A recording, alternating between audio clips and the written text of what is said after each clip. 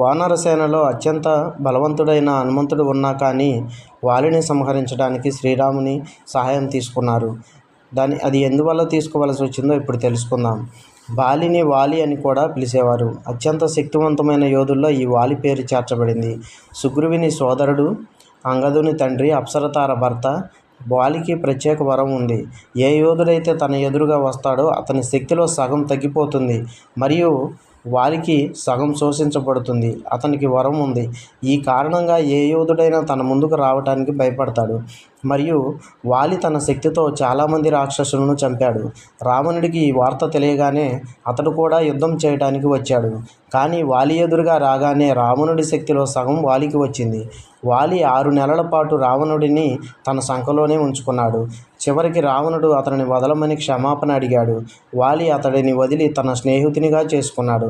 వాలి యొక్క గర్వం